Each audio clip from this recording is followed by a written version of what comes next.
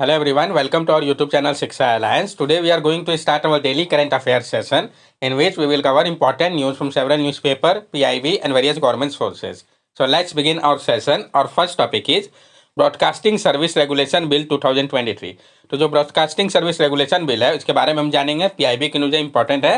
Union ministry of information and broadcasting in India has proposed the broadcasting service regulation bill 2023 to replace the cable television network regulation act of 1995।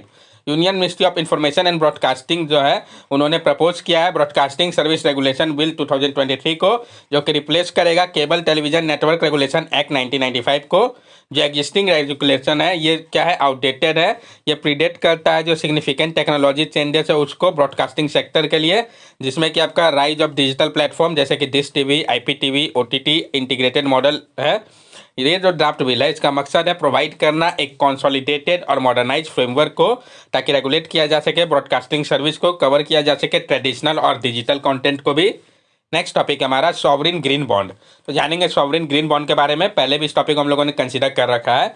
In the first issuance of sovereign green bond for the financial year 2024 the auction of 5-year maturity bond was successfully attracting desert inverted interest. पहला issuance जो था sovereign green bond का financial year 2024 के लिए जो auction था 5-year maturity bond का, ये सक्सेसफुली अट्रैक्ट किया है डिसेंट इन्वेस्टर के इंटरेस्ट को। सॉवरेन ग्रीन बॉन्ड होता क्या है? Sovereign green bond is a financial instrument that is issue bye a sovereign entity, intergovernmental group, alliance और corporation. The proceeds from the sale of this bond are earmarked exclusively for project classified as environmentally sustainable। जो sovereign green bond है ये एक financial instrument है जिसको कि issue किया जाता है सॉवरिन एंटिटी के द्वारा, इंटर गवर्नमेंटल ग्रुप, अलायंस या कॉर्पोरेशन के द्वारा। जो प्रोसीड होता है सेल करने के बाद इन बॉन्ड का, वो एक्सक्लूसिवली उपयोग किया जाता है जो प्रोजेक्ट जिसको कि क्लासीफाई किया गया है इन्वायरमेंटली सस्टेनेबल उसके लिए ही। In India, sovereign green bond showcase the country commitment to building a low carbon economy, lower the carbon cost for green project by attracting new investor and mobilizing private capital for sustainable development। और भारत में sovereign green bond जो है ये दर्शा रहा है country के commitment को कि जो बिल्ड किया जाएगा एक लो कार्बन इकोनॉमी को, वो लोअर कर रहे हैं कैपिटल कॉस्ट को ग्रीन प्रोडक्ट के लिए, अट्रैक्ट करके न्यू इन्वेस्टर को, मोबिलाइज कर रहा है प्राइवेट कैपिटल को सस्टेनेबल डेवलपमेंट के लिए। India's first deal in sovereign green bond market finance expenditure in grid-scale solar and wind decentralized solar such as solar water pump for agriculture। अब भारत का जो पहला डील है सॉवरिन ग्रीन बॉन्ड मार्केट को लेके, जो फाइनेंस एक्सपेंडिचर है वो आपका ग्रिड स्केल सोलर या विंड डिसेंट्रलाइज सोलर जैसे कि solar water pump for agriculture के लिए है। नेक्स्ट टॉपिक है हमारा जीपीएस एंकलेट। तो जानेंगे इसके बारे में, न्यूज़ में आया हुआ था अभी हाल फिलहाल में। तो क्या है ये, क्यों आया है? पहली बार भारत में जो प्रिजनर है जम्मू एंड कश्मीर के गुलाम मोहम्मद भट्ट, जो कि एक्यूज थे अनलॉफुल एक्टिविटी प्रिवेंशन एक्ट के, उनको रिलीज किया गया बेल पे बिना कोई कंडीशन के। उनको वियर करना होगा GPS tracking device, global positioning tracking device को। जीपीएस ट्रैकर आ स्मॉल वियरेबल डिवाइस अब fix around the ankle provide real time location information. जो जीपीएस ट्रैकर है ये स्मॉल वियरेबल डिवाइस है, ये एफिक्स किया गया है एंकल में उनके। ये प्रोवाइड करेगा real time location information. Device is tamper proof and any attempt to tampering with is set off an alarm. It can also not be remove by wearer और any unauthorise person without damaging it. और ये जो device है ये temper proof है, और अगर कोई भी अटेम्प्ट किया जाता है टेम्पर करने का इसको, तो अलार्म बजने लगेगा। ये जो है नहीं रिमूव किया जा सकता वियरर के द्वारा या किसी अनऑथोराइज पर्सन के द्वारा बिना इसको डैमेज किए हुए। The tracker can be put on the ankle or arm of a person. Thus, there are GPS anklet and GPS bracelets। और ये जो ट्रैकर है इसको एंकल पे आर्म के पर्सन के बनाया जाता है। ये जो है जीपीएस एंकलेट या जीपीएस ब्रेसलेट है। While GPS tracker are common precondition for bail in country like United States, United Kingdom and Malaysia, this is the first instance in India। जो जीपीएस ट्रैकर है ये कॉमन प्री कंडीशन है bell के लिए जो country है जैसे कि यूनाइटेड स्टेट, यूनाइटेड किंगडम और मलेशिया के लिए, लेकिन ये पहली बार हुआ है भारत में। जीपीएस के बारे में भी हम जान लें। GPS global positioning system is a satellite based navigation system that use satellite receiver and algorithm to synchronise location, velocity and time data. GPS can be use for air, sea and land travel. जो global positioning system है GPS, ये satellite based navigational system है जो कि उपयोग करता है satellite receiver और एल्गोरिथम का, ताकि सिंक्रोनाइज किया जा सके लोकेशन, वेलोसिटी और टाइम डाटा को। जीपीएस जो है इस उपयोग किया जाता है एयर, सी या लैंड ट्रेवल के लिए। GPS work in any weather condition anywhere in the world 24 hours a day with no subscription fee or setup charge। Some GPS receiver are so accurate they can establish their location within 1 centimeter। और GPS जो है वो काम करता है हर एक weather condition में। ये जो है कहीं पर भी वर्ल्ड का काम करता है, 24 आवर्स डे काम करता है बिना कोई सब्सक्रिप्शन फी के या सेटअप चार्ज के। कुछ जो जीपीएस रिसीवर है वो इतने ज़्यादा एक्यूरेट है कि वो इस्टेब्लिश कर सकते हैं लोकेशन को 1 सेंटीमीटर तक। DPS was design by US military, और जीपीएस को डिजाइन किया गया यूएस के मिलिट्री के द्वारा। नेक्स्ट टॉपिक हमारा एक्सरसाइज बोंगो सागर, पीआईबी की न्यूज इंपॉर्टेंट है, जानेंगे इस एक्सरसाइज के बारे में, किस कंट्री के बीच में हुआ है, कहाँ पे हुआ है, ये सब इंपॉर्टेंट हो जाता है। Fourth edition of the bilateral exercise bongo Sagar 23rd and fifth edition of coordinated patrol corporate between the Indian Navy and Bangladesh Navy took place in the northern Bay of Bengal। जो चौथा addition था bilateral exercise bongo सागर 2023 का, और जो पांचवा addition है coordinated petrol कॉर्पेट का Indian navy और बांग्लादेश नेवी के बीच में, ये आपका नॉर्थन बे ऑफ बंगाल में हुआ है। तो किसके बीच में ये एक्सरसाइज हुआ है? इंडिया और बांग्लादेश के बीच में। Indian Navy ship Kuthar, Kiltan and Maritime Patrol aircraft Dornier, along with Bangladesh Navy ship Abu Bakr, Abu Ubaid and MPA participated in the exercise। Indian navy की जो शिप है जैसे कि कुठर, किल्टन और मैरीटाइम पेट्रोल एयरक्राफ्ट डॉर्नियर, साथ साथ Bangladesh navy के ship Abu Bakar, Abu Ubaidah and MPA, इन सब ने भाग लिया था इस एक्सरसाइज में। CORPAT 23 also feature the maiden humanitarian assistant and disaster relief drill focusing on search and rescue scenario at sea. और जो कॉर्पेट 23 है इसने फीचर किया maiden humanitarian assistant and disaster relief radar drill को, जिसका फोकस था search and rescue scenario के ऊपर, सी के लिए। नेक्स्ट टॉपिक हमारा सिस्मिक एक्टिविटी इन आइसलैंड। तो जो सिस्मिक एक्टिविटी की बात कही गई है आइसलैंड में, जानेंगे इसके बारे में हम, फिर क्या रीजन है जो सिस्मिक एक्टिविटी देखा गया आइसलैंड में, सब समझेंगे, फिर इसके लोकेशन को भी देखेंगे। Iceland is currently expanding a significant increase in seismic activity with around 1400 earthquake measured in the past 24 hours and over 24,000 recorded in the Reykjanes Peninsula since last October। जो आइसलैंड है वो करंटली सामना कर रहा है सिग्निफिकेंट इंक्रीज सिस्मिक एक्टिविटी का। Around 1400 earthquake जो है इसको मेजर किया गया है पास्ट 24 आवर में, और 24,000 जो है रिकॉर्ड किया गया है राइकेन पेनिनसुला पर लेट अक्टूबर के समय में। What are the reason for seismic activity in Iceland? क्या रीजन है जो सिस्मिक एक्टिविटी इतना ज़्यादा बढ़ा है आइसलैंड में? Seismic activity in Iceland is primarily due to its location on the mid-Atlantic ridge, where the Eurasian and North American tectonic plate meet। This geological setting make Iceland prone to frequent earthquake।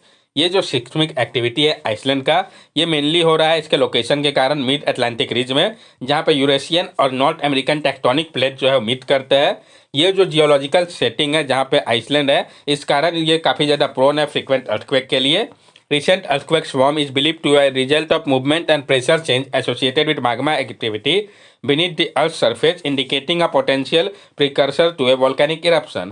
और जो recent earthquake स्वयं है ये माना जा रहा है कि ये रिजल्ट है मूवमेंट ऑफ प्रेशर चेंजेस जो कि एसोसिएटेड है मैग्मा एक्टिविटी से अर्थ सरफेस के नीचे का। ये दर्शाता है कि पोटेंशियल ये प्रिकर्सर है वोल्केनिक eruption का पहले का संकेत है। Fragile Fall lie about 40 km to the southwest of Reykjavik and it was newest baby volcano। It has been dormant for 8th century before eruption in 2021, 2022 and 2023। जो आपका फ्रैगलेट fall है जो कि लाई करता है 40 किलोमीटर साउथ वेस्ट में रेक्सविक के, ये वर्ल्ड का न्यूएस्ट बेबी वोल्केनो है। ये जो है डोरमेंट है 8th सेंचुरी तक, जब ये इरप्ट हुआ था 2021, 2022, 2023 के पहले। What is mid Atlantic ridge? ये मिड अटलांटिक रीज है क्या? Mid Atlantic ridge is a mid ocean ridge, a divergent और constructive plate boundary located along the floor of Atlantic Ocean and part of the longest mountain range in the world। In the North Atlantic, the ridge separate the North American from Eurasian plate and the African plate, north and south of Azore Triple Junction।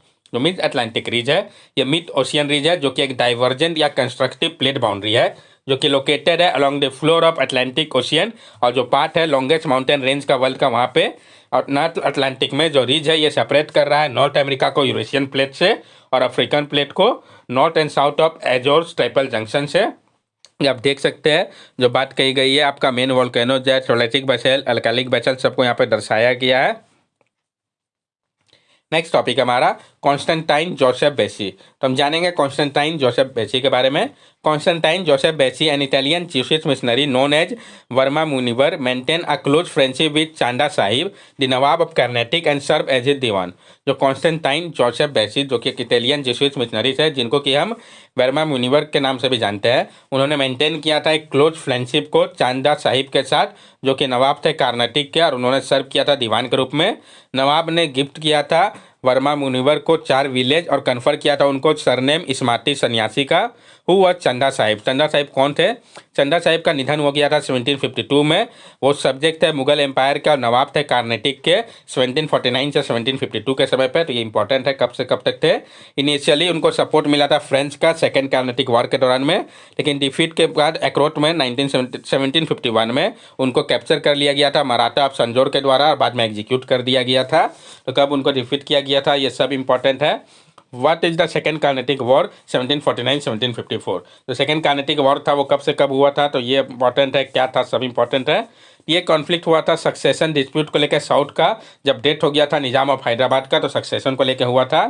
चंदा साहिब जिसको कि support था French का, उन्होंने seize कर लिया था त्रिचुपल्ली को, लेकिन उनको सामना करना पड़ा डिफीट का। जो हैंड थे इंग्लिश फोर्सेस के, इंग्लिश से हारना पड़ा उनको, उनके सन को हारना पड़ा और उनकी मृत्यु हो गई आरकोट में, जिसके कारण चंदा साहिब को कैप्चर कर लिया गया मराठास के द्वारा। बाद में उनको बिहेड कर दिया गया। मोहम्मद अली को इंस्टॉल किया गया नवाब ऑफ एक्रोट के रूप में इंग्लिश के द्वारा 1754 में। और जो ट्रीटी है पौंडीचेरी का, उसके बाद सिसेशन हुआ कॉन्फ्लिक्ट का। इस ट्रीटी को साइन करने के बाद किसने किसको सपोर्ट किया था सेकेंड कार्नेटिक वॉर में? तो जो हैदराबाद था निजाम का पोस्ट के लिए, उसमें मुजफ्फर जंग इसको सपोर्ट किया गया था फ्रेंच के द्वारा, और नासिर जंग इसको सपोर्ट किया गया था ब्रिटिश के द्वारा।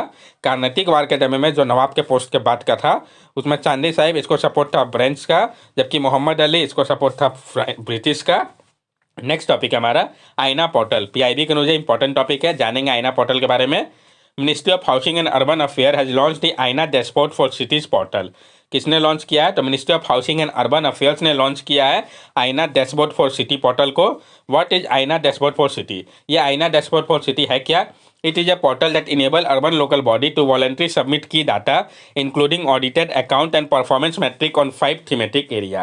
ये एक पोर्टल है जो कि इनेबल करता है अर्बन लोकल बॉडी को कि ये खुद से सबमिट करे इंपॉर्टेंट डाटा को, जिसमें कि ऑडिटेड अकाउंट और परफॉर्मेंस मैट्रिक भी है 5 थीमेटिक एरिया को लेके। तो ये 5 थीमेटिक एरिया कौन कौन से है? Political and administrative structure, finance, planning, citizen centric governance और delivery of basic services. Ministry through the Digital India Corporation will offer support to urban local bodies and state during the state submission process। और जो ministry है digital India corporation के माध्यम से वो offer करेंगे support को अर्बन लोकल बॉडीज और स्टेट के लिए जो डाटा सबमिशन प्रोसेस है उसमें। मकसद क्या इस पोर्टल का? The portal promote healthy competition, inspire improvement and facilitate peer learning among urban local body. The dashboard for city does not rank urban local body, instead it function as a tool for comparison cities in similar position and fostering learning among them. ये जो portal है ये promote करेगा healthy competition को, inspire करेगा improvement के लिए, मदद करेगा पीयर लर्निंग को अर्बन लोकल बॉडीज़ के बीच में। जो डैशबोर्ड फॉर सिटी है ये रैंक नहीं करेगा अर्बन लोकल बॉडीज़ को, बल्कि ये काम करेगा एक टूल के रूप में, कंपेयर करेगा सिटी को सिमिलर पोजीशन के साथ और मदद करेगा उनका लर्न करने में इंपॉर्टेंट चीज़ को। अर्बन लोकल बॉडी के बारे में भी हम जान लें। Urban local body are constitutional body recognized by 74th Constitutional Amendment Act of 1992 in India. Categorized based on population size, urban local body include Nagar Panchayat for urban area, Municipal Corporation for small urban area, and Municipal Corporation for metropolitan area. Term 5 year. Re-election is scheduled within 6 months of completion of term। Urban local body जो है ये constitutional body है, इसको recognise किया गया है 74th constitutional amendment act के माध्यम से 1992 के। इसको कैटेगराइज किया गया है पॉपुलेशन के साइज के ऊपर। अर्बन लोकल बॉडी जो है ये इंक्लूड करता है नगर पंचायत को अर्बन एरिया के लिए, म्यूनसिपल काउंसिल को स्मॉल अर्बन एरिया के लिए और म्यूनसिपल कॉर्पोरेशन को मेट्रोपॉलिटन एरिया के लिए। इनका जो टेन्यूर होता है वो 5 ईयर का होता है। री इलेक्शन को शेड्यूल करना पड़ता है 6 मंथ के बाद ही, जब उनका टेन्यूर कंप्लीट हो जाता है। तो जो इन्फॉर्मेशन कलेक्ट किया जाएगा 5 थीमेटिक एरिया में जो आईना पोर्टल इसके मदद से, तो political and administrative, finance, planning, citizen centric governance और delivery of basic services. That's all for daily current affair session. अगर आपको हमारी वीडियो अच्छी लगी हो तो हमारे चैनल सब्सक्राइब करें, हमारी वीडियो को लाइक करें और ज़्यादा से ज़्यादा शेयर करें। These are our social media link. From here also you can stay connected with us and give us your valuable feedback. Thank you and have a nice day.